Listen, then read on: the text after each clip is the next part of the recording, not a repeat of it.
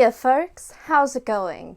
My name is Lexi and I really like tabletop games. So much so that we get together once a week, every week, and we review one here at the gaming table. I try to keep these videos short, under 10 minutes, so we can both find our next game. If that sounds interesting to you, I encourage you to press subscribe and keep watching today's video. If you would like to do something extra special for the gaming table, there is a link in my description box where you can donate to the channel using my Ko-Fi page.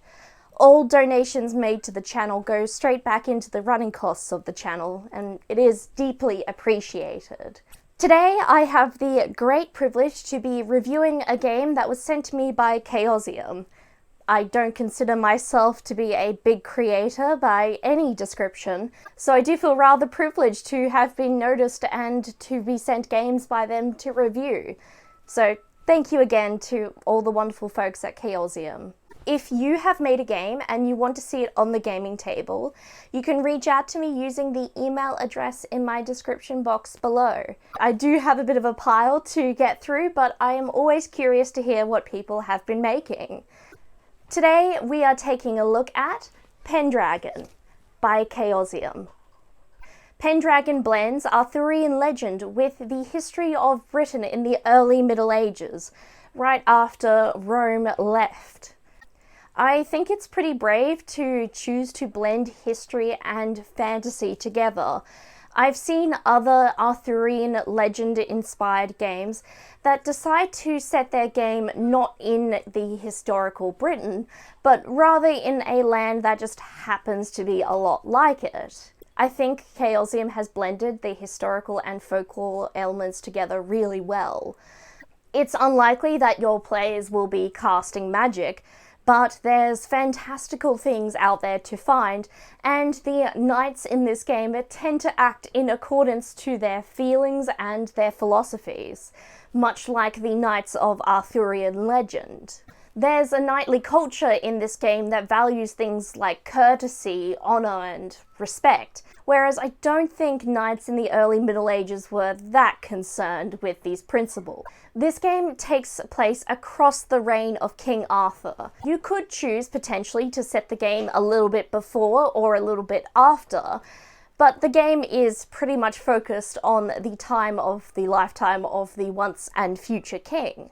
Depending on the status of your knight, you could have a passing acquaintance with a member of the Round Table, or a game of Pendragon might never directly encounter these larger-than-life figures. I suppose it would depend on the group. I think part of you hopes to meet someone like Lancelot or Guinevere. Depending on when your game takes place in Arthur's rule, there might be slightly different pieces of equipment available, but generally there's little variation in the mechanics. This game is played using a d20 and some d6s. Most of the time, you are rolling your d20 and comparing it to a score on your sheet, so not a challenge number set out by a game master. Generally, you're looking to a relevant trait or passion of your character. The traits in this game come in pairs and they describe your knight's personality. So if you have a low score in one, its corresponding opposite trait will have a high score. Depending on the situation and the trait though, you might not always want to succeed your role. For example, if your knight has the trait of proud, you might not want them to succeed on their trait of proud, when the situation currently might benefit from the knight acting modest, the opposite trait. I really like the trait system. You roll to see if your character acts in accordance with their trait. If they fail, you can roll then on the opposite trait to see if they act in accordance to that trait. Throughout the game, these scores can change.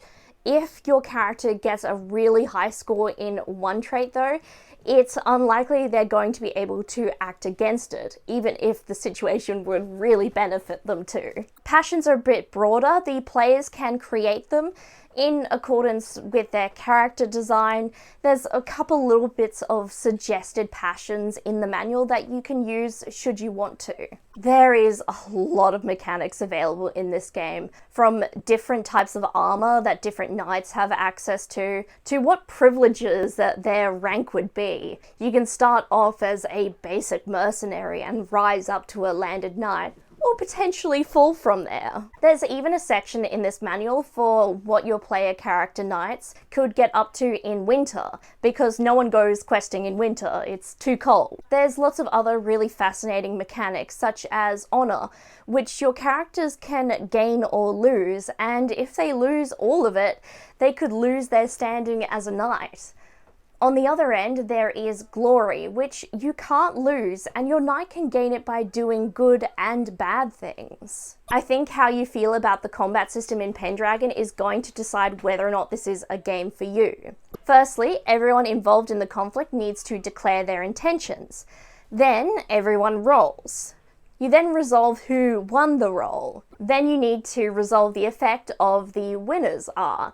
So you roll things like damage. Then you work out what that does to the losing side. Then everyone works out whether or not they're going to move and what their movements would be in that round. Then you redo that process until the combat ends. This combat system is similar to the one in RuneQuest. I know for some people it's not their cup of tea, but for me it kind of just feels like it fits the vibe of Pendragon, and it's hard for me to put a finger on why. The art in this game manual just absolutely slaps. I love all the illustrations, particularly the little bits of marginalia and the big art pieces that are inspired by the historic art styles that the game is inspired by. I really love the little illustration of a horse being viewed face on and the picture of a rabbit beheading a guy. I think it's really cool that Chaosium uses historic art styles in their game manuals for their games that are inspired by certain periods. I think it's a really fun nod, and it also gives you a bit of a taste of what the world might be like. I don't have enough time to give the supplement I was sent a proper review. It's the Grey Knight. I did have a read through of it, and I do think it's a really cool adventure. I love that they've taken a classic adventure that was published in 1986 and was so well loved that they've decided to revamp it and bring it to the latest edition. I think that's a wonderful way to honour the legacy of Pendragon and bring something so beloved to a new group of players. I do think Pendragon is for a pretty specific audience.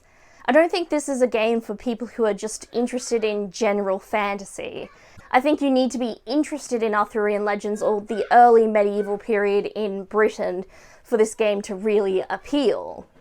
The core rulebook for Pendragon retails for around $50 US, and the supplementary adventure, the Grey Knight, retails for around $30. If you're interested in crunchy mechanics and a game that explores the world of early Middle Ages Britain, then Pendragon is going to be one well worth checking out. For myself, the manual's aesthetic values alone make that price very appealing. Of course, if you're not sure, there is the option to purchase a PDF version of these manuals for a cheaper price to check that out first. I think it would depend on what your preference would be. So, those are my thoughts about Pendragon. But what did you think? Are you down for a game where you play all as knights? Do you like the idea that your character will act in accordance to their personality rather than what may benefit them? Let me know your thoughts in the comments section down below. While you're there, I encourage you to like this video and perhaps even share it with a friend who you think might find it interesting. If you would like to keep up with the gaming table, you can subscribe and turn on notifications so YouTube will tell you when I've next uploaded. Pretty much any and all interaction is a huge help to this channel and gets us more notice on the sea of the algorithm. If you would like to go the extra special mile for the gaming table, there is a link in my description box to my Ko-Fi page where you can donate to the channel. All donations go straight back into the running costs of the channel, so it is very much appreciated. If you've made a game and you would like me to review it, please feel free to reach out to me using the email address in the description box below. I want to thank you all for watching and discussing Pendragon with me. I hope you're all well, and I look forward to seeing you next time at the gaming table. Bye!